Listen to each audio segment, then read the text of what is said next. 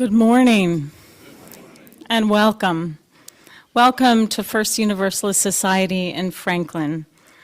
It's wonderful to be with you all together in this beautiful space. During choir practice this morning, we saw a 2-point deer walking through the woods. So keep an eye out. Not that you shouldn't be paying attention to what's going on up here. I am Mary Dennis. My pronouns are she, her, and I'm chair of the worship committee. If you are visiting with us this morning, we're especially glad you're here. Please take a moment to sign our guest book in the foyer or our virtual guest book online if you're on Zoom. We would love to get to know you better. All are invited to gather after service for delicious snacks, coffee, and conversation in the Fellowship Cafe, or stay a while and chat on Zoom. We see an unfamiliar face up here. It's not Rev Bev. So please join me in welcoming our guest speaker this morning from UU Mass Action. This morning, we welcome Claire Carl Mueller. Claire is a fifth-generation Germanic settler to eastern Massachusetts and identify as a white, middle-class, non-binary, queer organizer. Their values are curiosity, compassion, truth, and people power. They feel called to work with other white middle-class folks on racial, economic, and climate justice, and joined the team at UU Mass Action in 2020. Claire Carl is coordinator of the statewide Climate Justice Coalition, Mass Power Forward, which they co-founded in 2015. They also serve as the UU Mass Action staff lead for Indigenous Solidarity. Please introduce yourself after the service during coffee out, during our Fellowship Cafe, and let Claire know who you are. As Laura said, our interim minister, Reverend Beverly Waring, will be back in the pulpit next week. And now, let's join our hearts and minds together as we gather for worship. This morning, we gather to proclaim that all are welcome here. Broken hearts are welcome here. Anxious spirits are welcome here. As a liberal religious congregation, we have something powerful, something fragile, our need to be together. Our need to reconnect to the life-giving force that moves within and among us, and our need to make one another a little bit braver and wiser before returning to the service of life.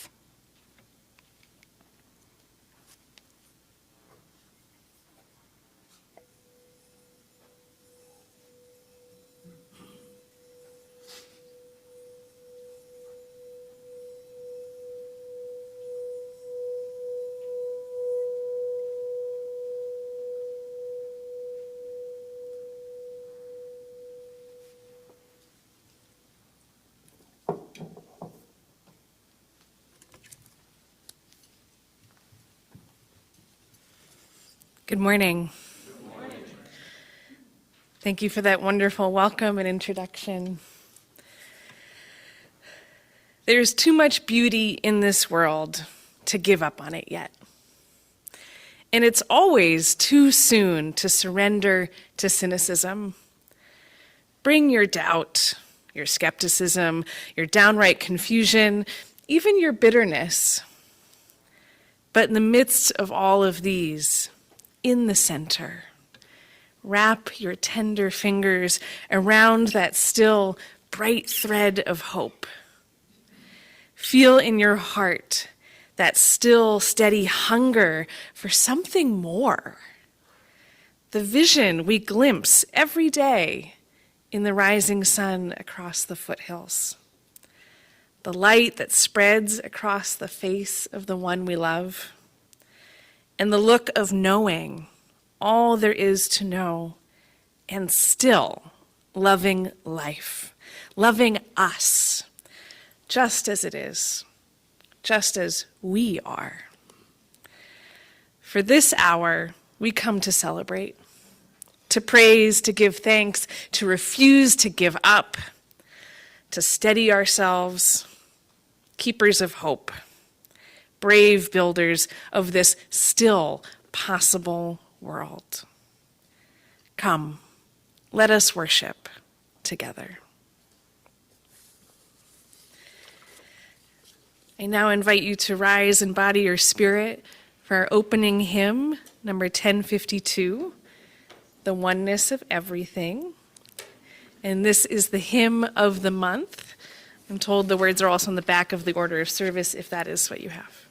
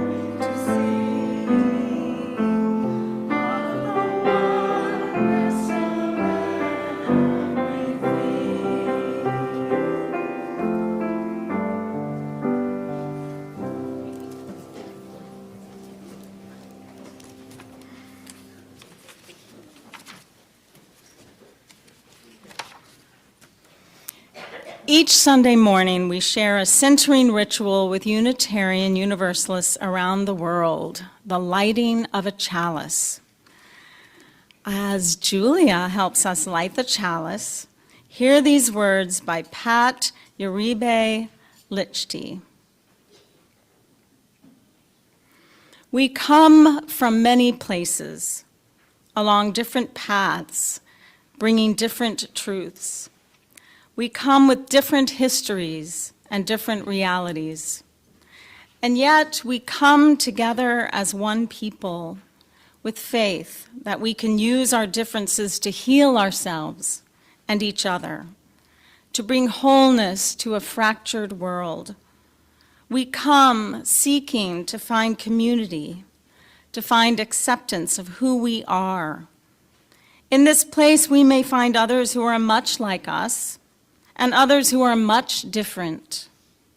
May our lit chalice remind us that we are a people taught by different stories with many voices, but always one people working with a world where love creates justice and justice gives birth to peace. Please remain seated and join together in singing the unison affirmation, which can be found inside the front cover of the gray hymnal or is on your order of service.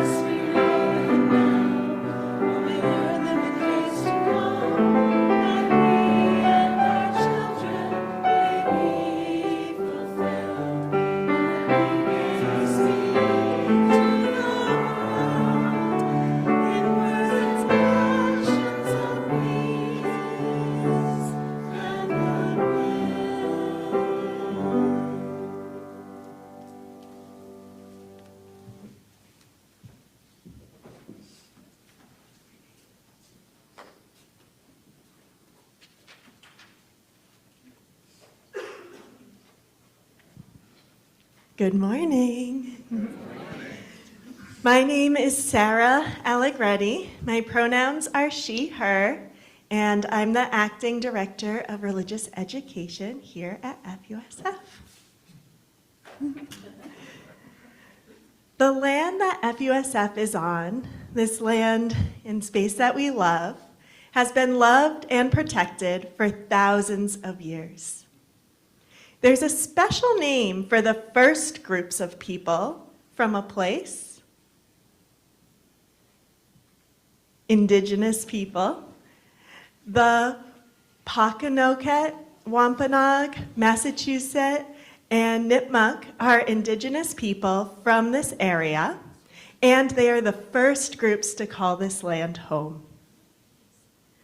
Before European colonization, this area looked very different from how it looks today.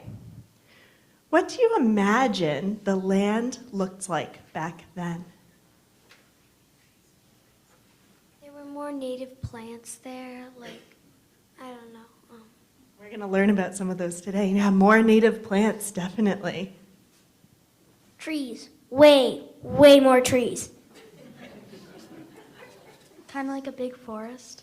Like a big forest? Yeah. What do you think there was less of? Do you have an idea? Less technology. Yeah. Maybe less buildings, right? Roads. No pavement, right?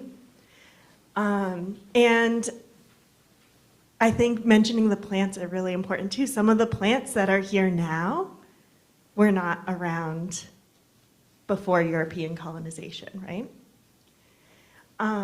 Do you know what plants have been growing in this area for thousands of years are called? Like the overarching term, you just used it. Who remembers? Native plants. Native plants, yep. And what about plants that came from other areas of the world and now are growing here? I could think of two names, maybe you know some of them. Non-native plants? Non-native plants, exactly. Imported plants? Ooh, import plants. I bet that we could call them that for sure. Invasive? And invasive plants, yeah. So I'm going to tell you about a piece of land that's about 45 minutes from here, and how the Wampanoag people are working to transform it.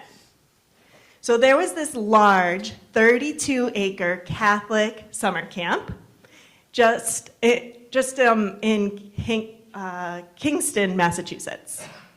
The camp was no longer being used, so a few years ago, it went up for sale. A large donation made it possible for the Native Land Conservatory to hold the title to this land. The Native Land Conservatory is a nonprofit that is obtaining land to give it back to the Native people, to the Indigenous people. They gave the area a new name, the Wampanoag Common Lands. The Native Land Conservatory and Wampanoag Nation are the current caretakers of this land. Right away, they began caretaking for the land. They wanted to restore the land to what it looked like prior to European colonization. Old buildings were torn down, pavement and athletic courts were scraped away, Norwegian spruce trees, which are non-native to this area, were uprooted, and Japanese knotweed, which is an invasive plant that crowds out our native plants, was hacked down, all by volunteers. And then the planting began. They're going to plant the native plants you were talking about, right? Volunteers and staff planted dozens of native plants that are significant to Wampanoag culture. White oak trees, blueberry bushes, witch hazel, goldenrod, and hay-scented ferns. They even installed houses for bats. They are working to create a space where the Wampanoag community can reconnect with their ancestral home in an active and deep way. Today, in religious education classes, we are going to learn about the importance of native plants and the interdependence of plants, animals, and insects.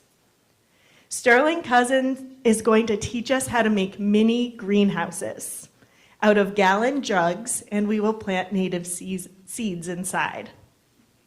Each family will get to take home a greenhouse, and we even have enough to leave some here at FUSF. You have a question? Yeah, go ahead. What about the three sisters, corn, bean, and squash? Yeah, well, those were some crops, right, that the Wampanoag planted? The most important crops, you're right. Those are very important. I think on the land they're trying to plant, they were thinking about planting native plants that are need less tending to. So those ones, they were crops, right? So they planted them very carefully together because they really worked well together. The three sisters, right? Yeah, I love that you know about that. So each family is going to take home a greenhouse and leave it outside. And we'll even leave some, so if you see some milk jugs outside at FUSF, there is a purpose to them. And in the spring, you'll be able to check the greenhouses for sprouts. And then by April or May, you'll be able to open them up and plant the seeds into the ground. Transforming a piece of land, even a small one, by planting native plants makes an impact. We get to do that. So we're going to sing the children to religious education classes. The lyrics are in your order of service.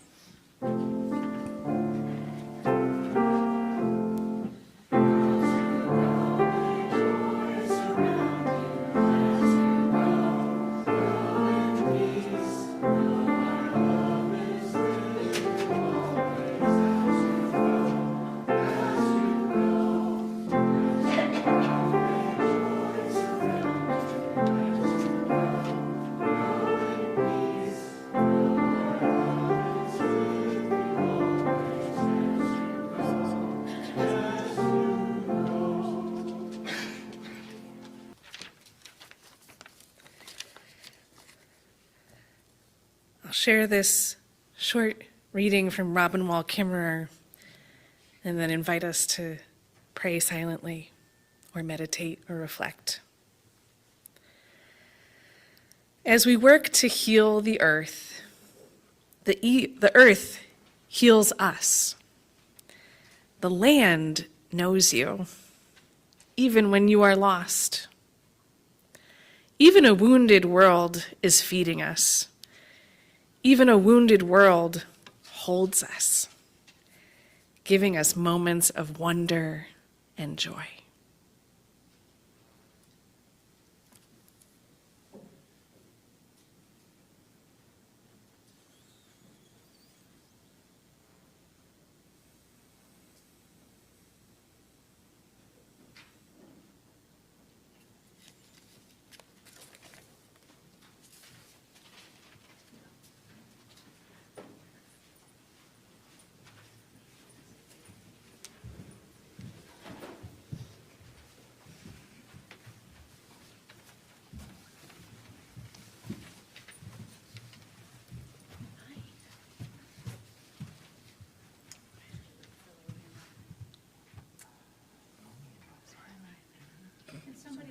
To the nursery to get Lily and Riley again?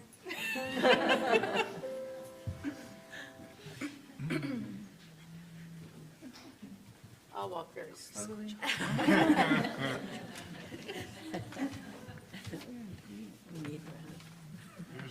Here they come. Here they are. Yay! Yay! Here. Yay.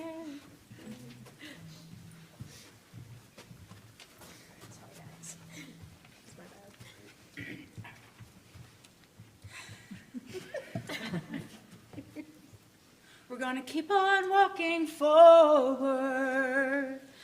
Keep on walking forward. Keep on walking forward. Never turning back. Never turning back. We're gonna keep on walking proudly. Keep on walking proudly. Keep on walking proudly, never turning back, never turning back. We're gonna keep on singing loudly. Keep on singing loudly. Keep on singing loudly, never turning back, never turning back. We're gonna keep on loving boldly. Keep on loving boldly. Keep on loving boldly. Never turning back. Never turning back. We're gonna work for change together. Work for change together. Work for change together. Never turning back. Never turning back. We're gonna keep on walking forward. Keep on walking forward. Keep on walking forward. Never turning back, never turning back.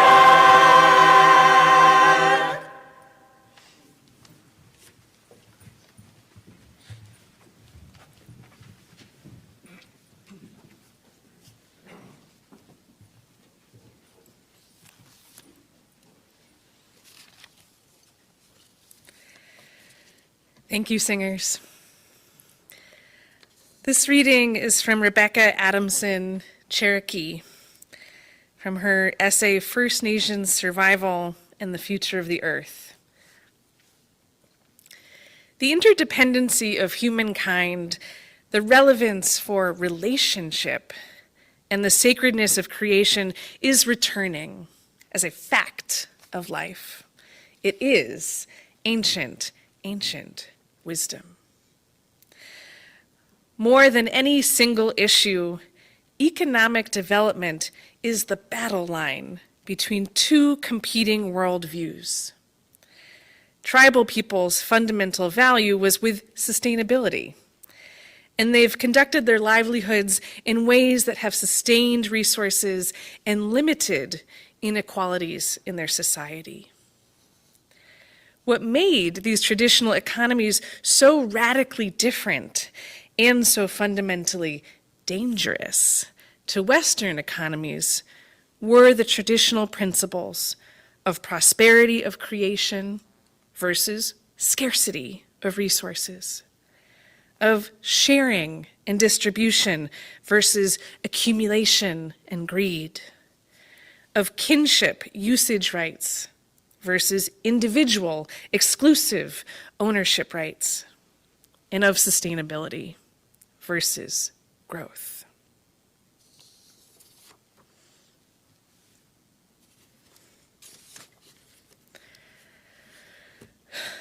So good morning again. Good morning. I forgot to say my pronouns earlier. They are they, them, and I really appreciate that you all share your pronouns here. I'm the Movement Building Director at UU Mass Action. And today, the day before a big turning, I'm grateful to talk to you about the problems facing us and how I believe that Indigenous justice is a core antidote.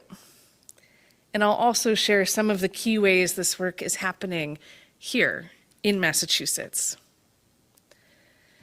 To get there, first, I want to ground into who I am and how I show up to this.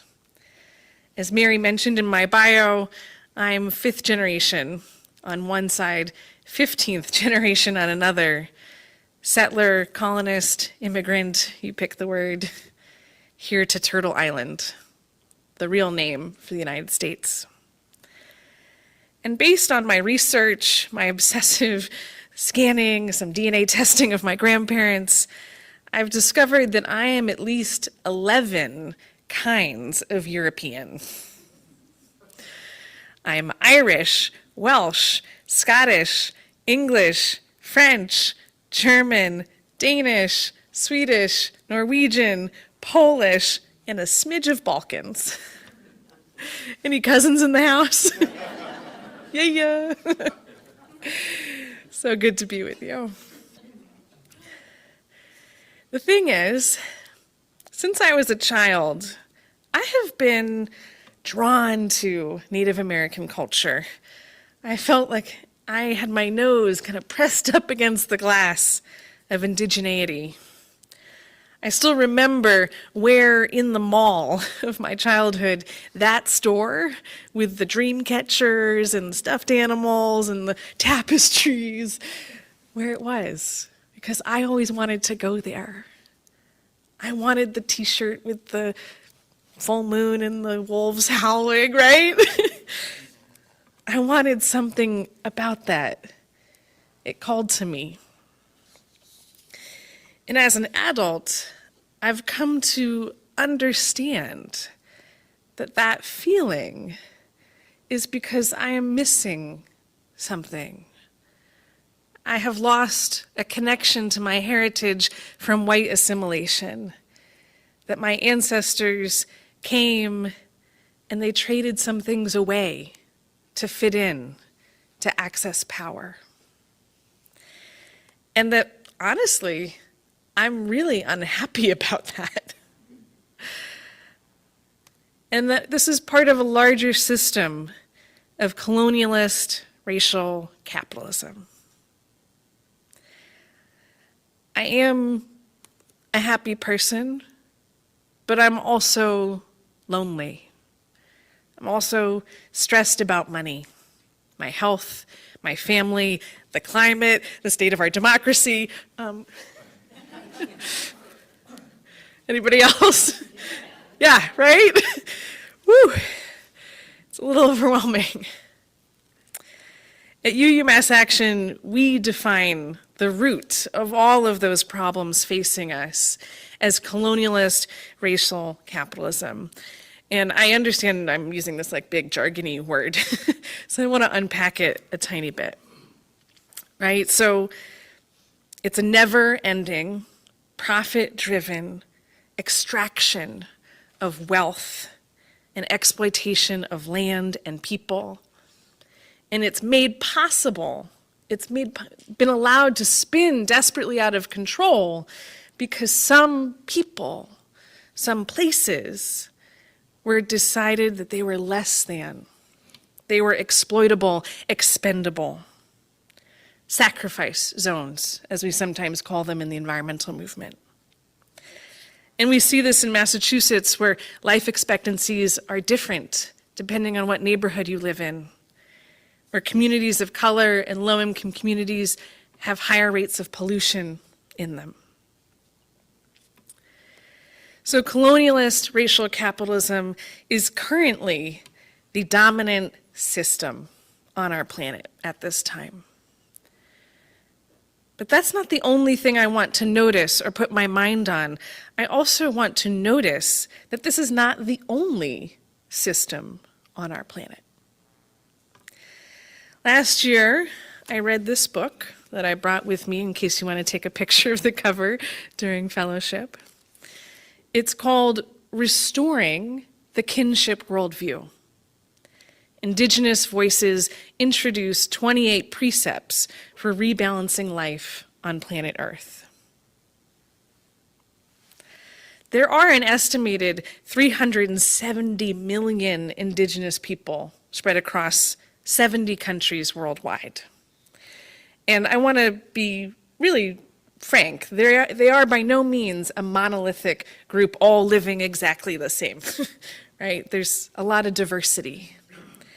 But there are common threads, and that's what this book touches upon. Threads that I think make an Indigenous worldview the antidote to the current dominant worldview. And as Sarah brought up during our story time, indigeneity is a special political identity for First Peoples, but it is also a way of being. I may not be Indigenous, but I strive to live in an Indigenous way, in alignment with Indigenous values. One chapter of this book that struck me and has never left me, honestly, was the chapter entitled Generosity as a Way of Life.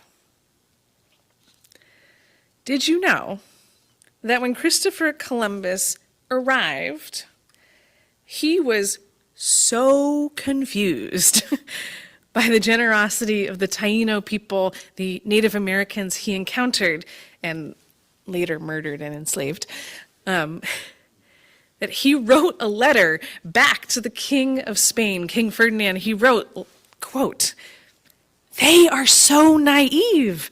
They're so free with their possessions that no one who has not witnessed them would believe it. When you ask them for something, they never say no."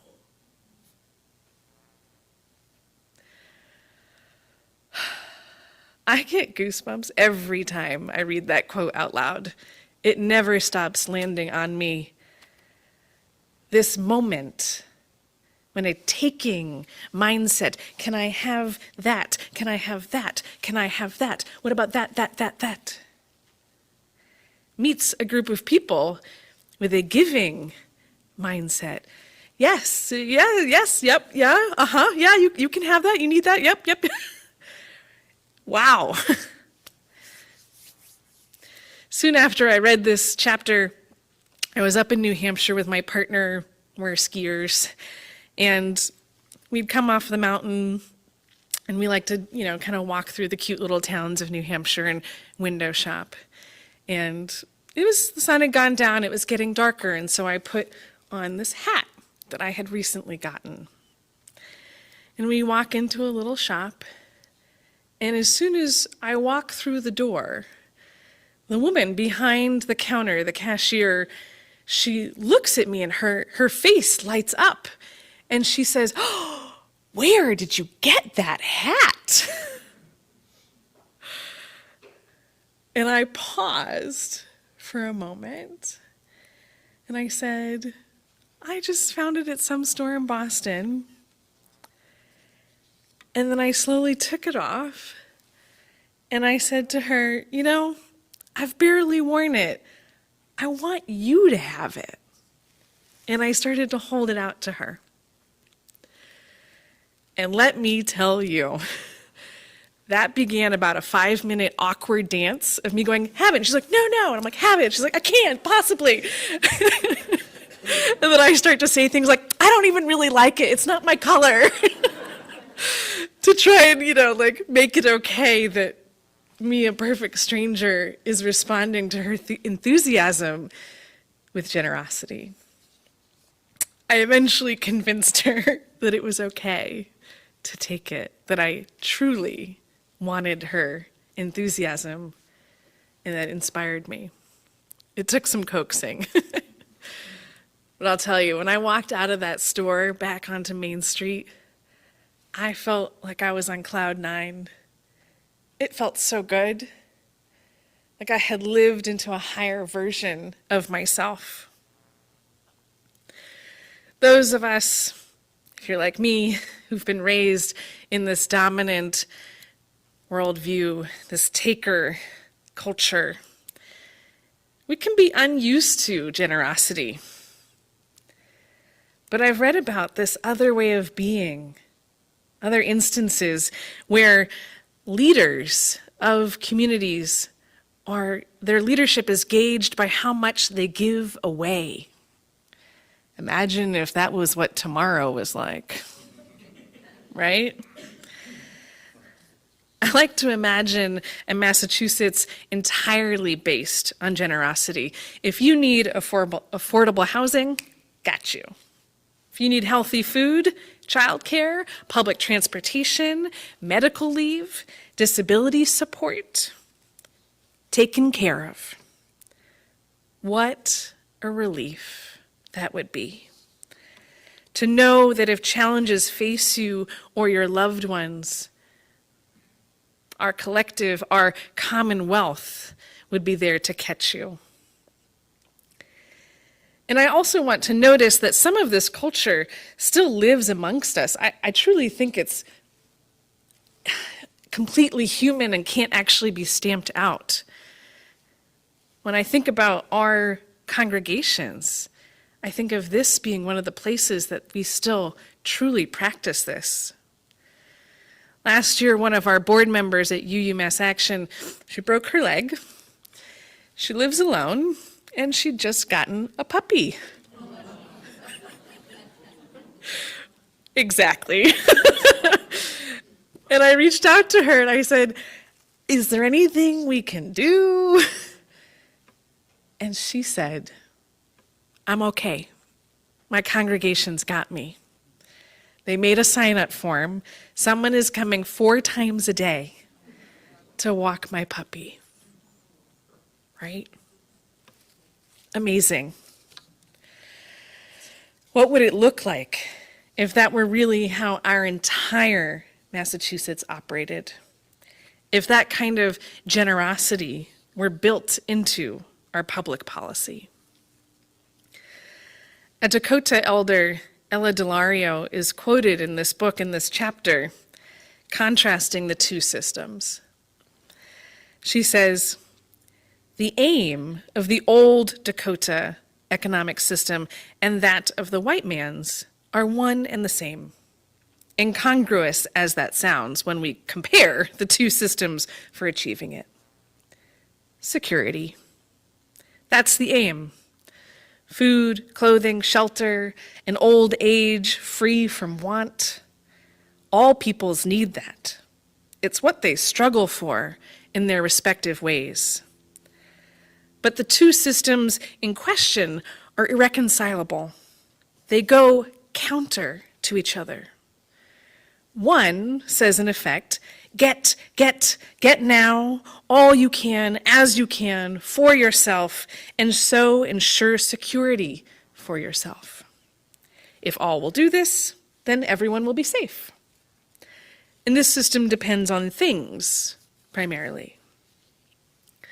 The other system says, give to others. Let gifts flow freely out, and they will flow freely back to you again in the universal and endless stream of giving this is bound to be so.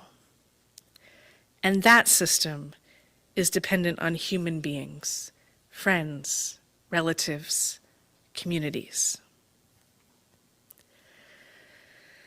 Given the future we face, it's easy for me to choose which system I want. And here in Massachusetts, we have a fair distance of a way to go towards a society grounded in this generosity, grounded in these values. But then again, things are changing rapidly. UU Mass Action is part of the Mass Indigenous Legislative Agenda Coalition, with leadership from tribes, from the North American Indian Center of Boston, from United American Indians of New England. I sometimes notice how Massachusetts is kind of like ground zero for settler colonialism in North America. And yet the Massachusetts people, the Wampanoag people, the Nipmuc, they are still here. They're still resilient, still living, still building their communities in these values. As part of the Mass Indigenous Legislative Agenda, we have 5 policies that we are working to make into law in Massachusetts, and they are no-brainers. I'll share them with you briefly. The first is a curriculum bill. Work with Indigenous people in Massachusetts to create a real curriculum for our public schools that celebrates and teaches accurately about Indigenous people.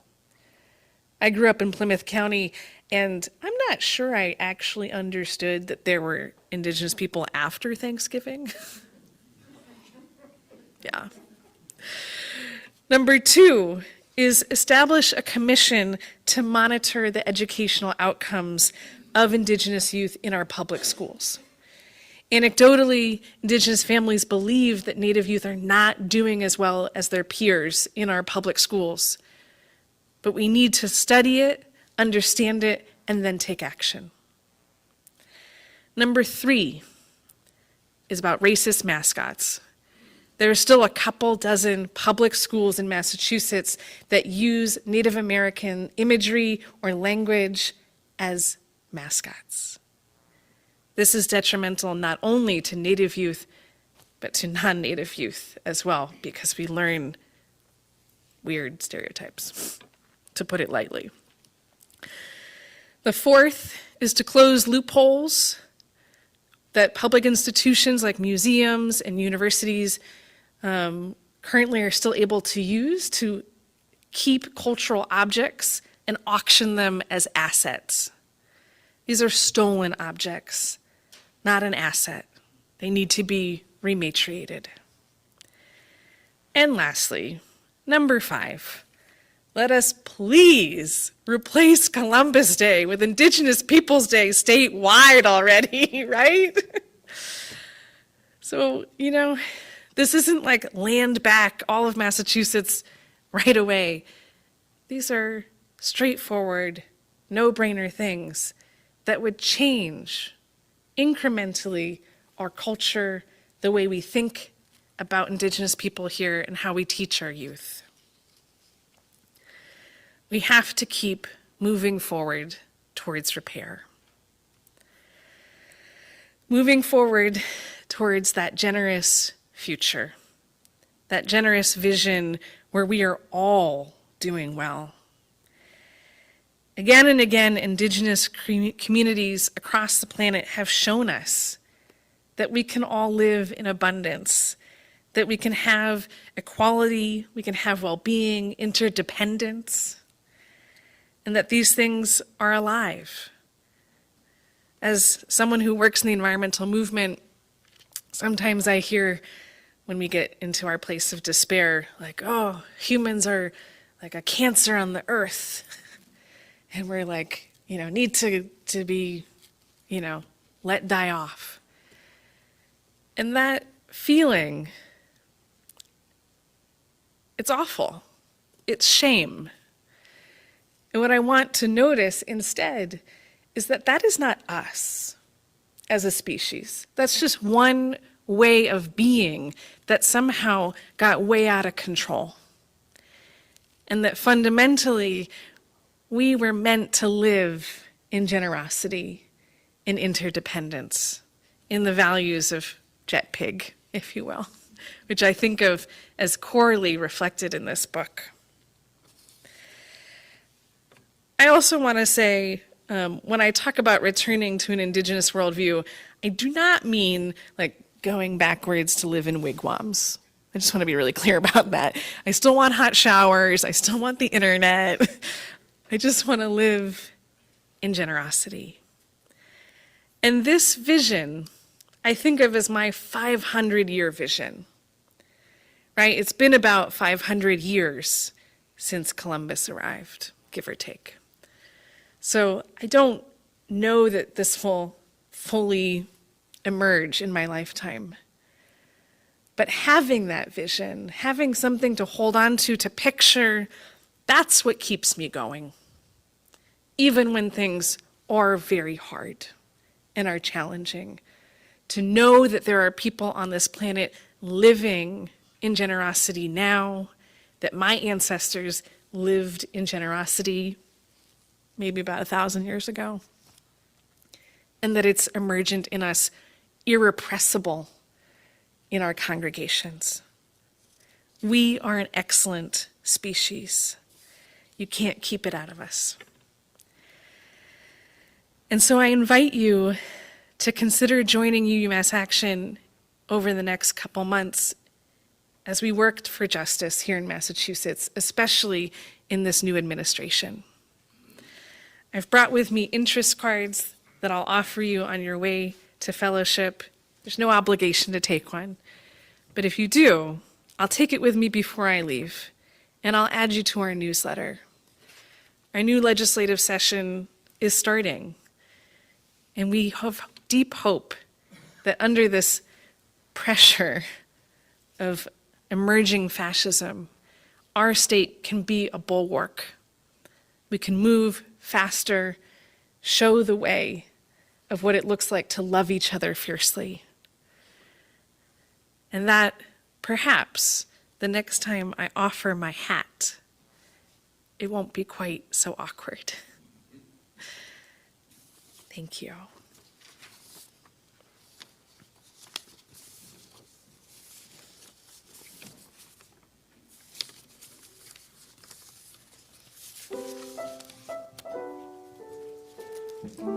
Thank you, Claire. My name is Linda Plukas. My pronouns are she, her. I offer apologies to Rogers and Hammerstein. Inspiring sermons, singing in the choir, Christmas Eve service, and meaningful friendships, shared vision and values that we all profess. These are a few of my effusive things. When my heart aches, when my soul hurts, when I'm feeling sad, I simply remember my effusive things, and then I don't feel so bad. Thank you, Michelle. We've all found our way here from different paths. Our family, like many others, had a scout who came to church first to check it out. My husband, Mark, was ours. At the recommendation of his boss, who was a member at the time, he checked it out, liked what he found, so I decided to check it out too. And my parents were grateful we found a church, any church, even if it was weird. About 30 years ago, I walked into Marvin Chapel for the first time. There was something welcoming in the air. The sharing of joys and concerns drew me in. I had never experienced anything like that in church. I've been a member of the RE committee, taught RE, co-led the junior youth group, co-chaired a pledge drive, contributed to creating this lovely building, choreographed the routine for Jane Eichern's Oxymoron Singers, and the RE's circus service, to name a few. I've also tap danced during a service. My treasure now is being part of the Food Justice Group, helping with fundraising events and sharing music as part of the choir and with Critical Mass. Our daughters grew up in this community.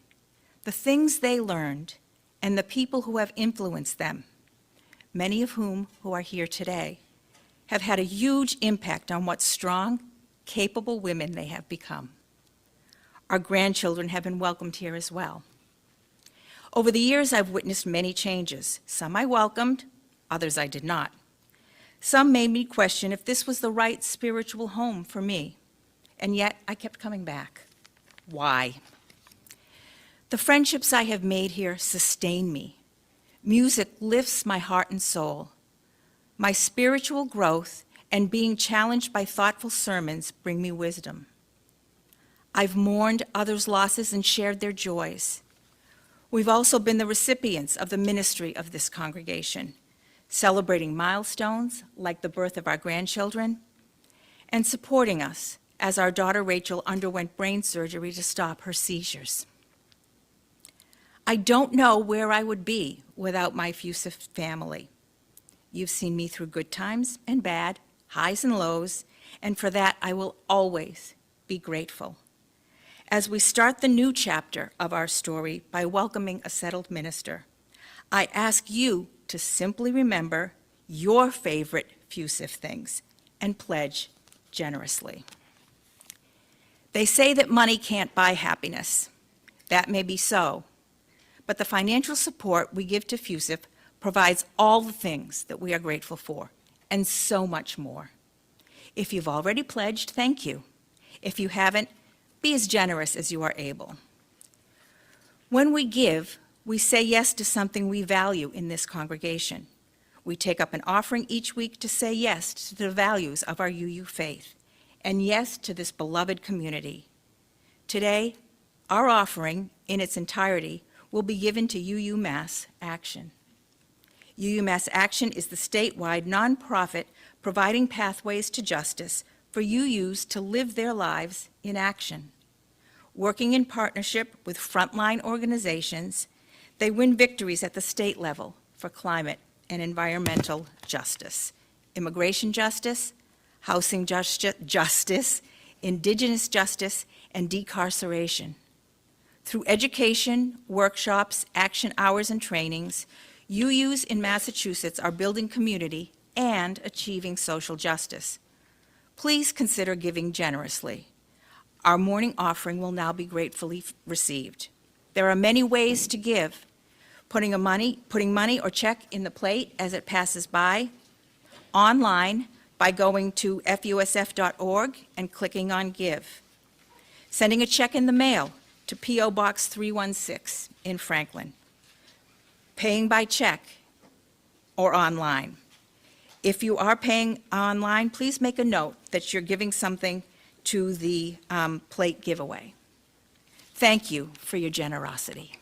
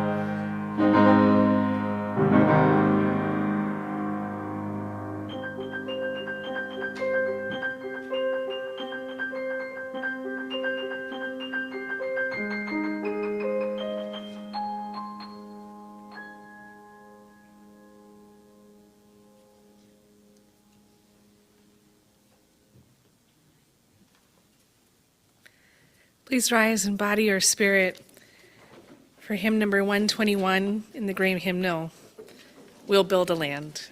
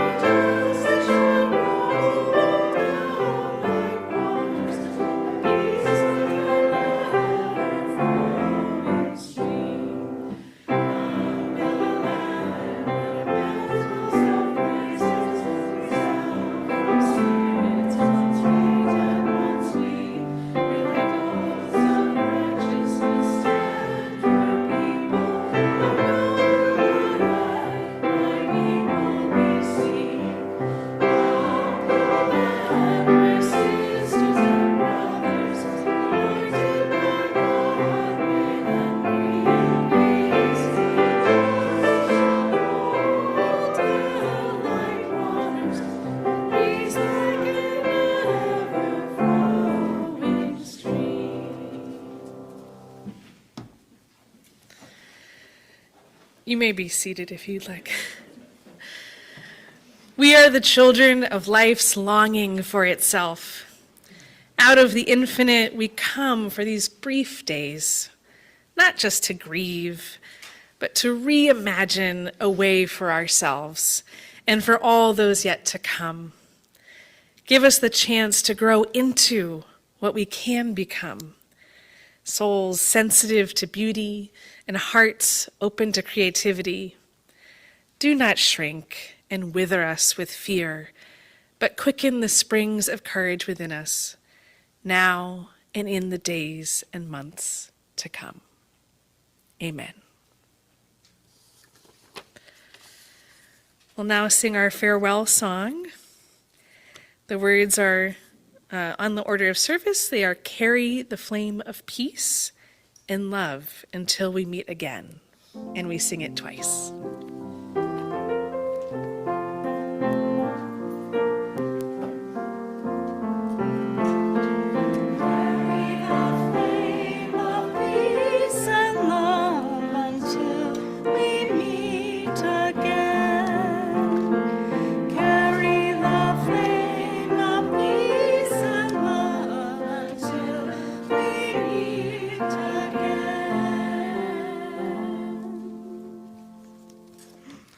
Before we extinguish our chalice this morning, I just want to thank Claire Carl for being here this morning, for her inspiring words, and I hope you come back someday.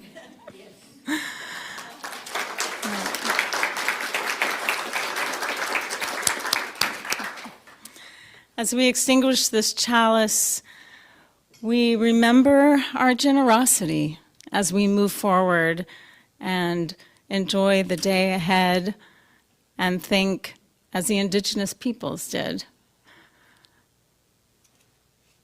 Thank you for being here this morning.